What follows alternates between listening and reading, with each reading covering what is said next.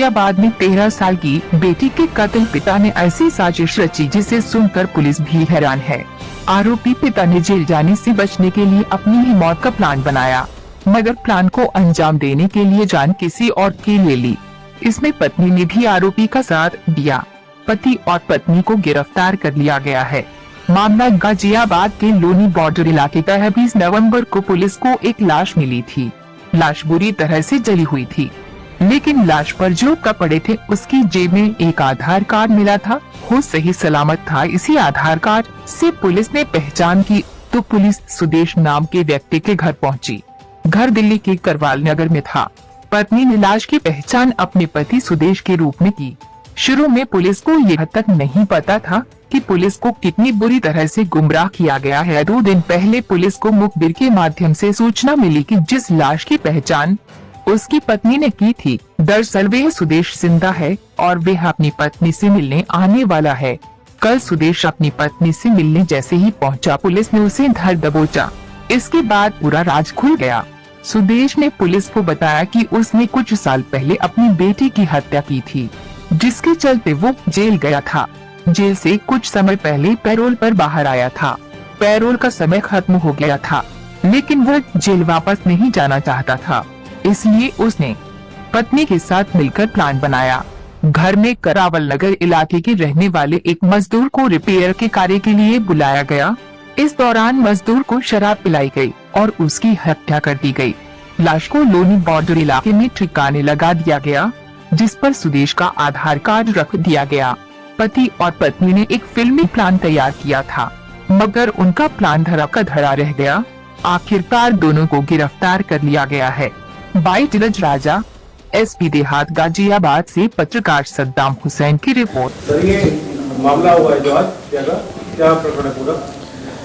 20 तारीख को 20 नवंबर को थाना लोनी बॉर्डर में खाली प्लॉट में एक शव मिला था, जिसका चेहरा लगभग पूरा ही जला हुआ था और उसकी जो कपड़े पहना हुआ था, जब चेकिंग उनकी की गई, तलाशी ली गई, तो उसकी तलाशी में एक आधार कार्ड उसकी जेब से मिला था। तो उस आधार कार्ड पर जब हमने काम किया, उसमें जो एड्रेस लिखा था, तो एक महिला और उसका परिवार वहाँ पर मिला। तो उस महिला ने उस मृत शव की शिनाख्त अपने पति के रूप में की, लेकिन तभी से कुछ डाउट था पुलिस को और हम लोग इस पर लगातार कई टीमें गठित करके लगातार इसमें काम कर रहे थे कि शायद ये शव उसका ना हो। तो टीमें तभी से अच्छा इसमें काम किया पूरा।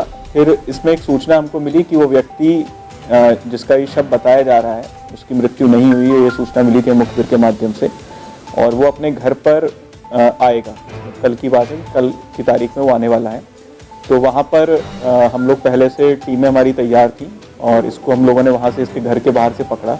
फिर जब इससे पूरी पूछताछ की गई और कुछ हमने सीसीटीवी फुटेज पर भी काम किया था। एक सीसीटीवी फुटेज में इसी की कदकाठी का, जिसको कि मृतक बताया जा रहा था, इसी कदकाठी का व्यक्ति एक साइकिल पे कुछ रख के, किसी का शव रख के उसमें दिखाई दे रहा था ले जाते हुए। फिर जब इससे और गहन पूछताछ की गई तो इसने बताया कि इसने अपनी बेटी का मर्डर 2018 में किया था, जो कि उस समय 13 वर्ष की थी। तो उस मर्डर में ये जेल में रहा काफ़ी समय और कोविड के समय में ये पैरोल पे बाहर था। पैरोल पे बाहर आने के बाद इसने इसकी पैरोल की अवधि ख़त्म होने वाली थी। इसके अलावा बहुत ही जल्दी इसको ऐसा लग रहा था कि इसको सज़ा भी इसमें हो जाएगी इस मामले में अपनी बेटी के। तो इसने पत्नी के साथ मिलकर अपनी ये प्लानिंग की कि हम लोग इस तरह से करेंगे और किसी एक मज़दूर को ये अपने घर पर एक दिन पहले लाया, कुछ काम करवाया, झांसा दे के उसको लाया। फिर उसको इसने अपने कपड़े दिए और बोला कि अगले दिन ये पहन के आना।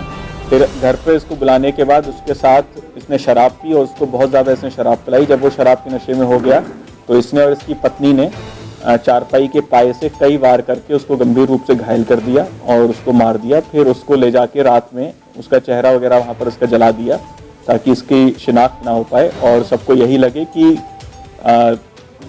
इसने यही दिखाने की कोशिश की मुझे ही किसी ने मार के यहाँ पर डाल दिया है। वो व्यक्ति डोमन रविदास था, जो कि एक मजदूर है, दिहाड़ी मजदूरी पे काम करता था। उसको ही अपने घर पे लेके आया था और इस तरह से जानबूझ के इसने पूरी प्लानिंग करके इस तरह से उसको मारा। इसकी शिनाख्त जब हम लोगों ने इस पर काम किया तो करावल नगर से एक मिसिंग रिपोर्ट हमको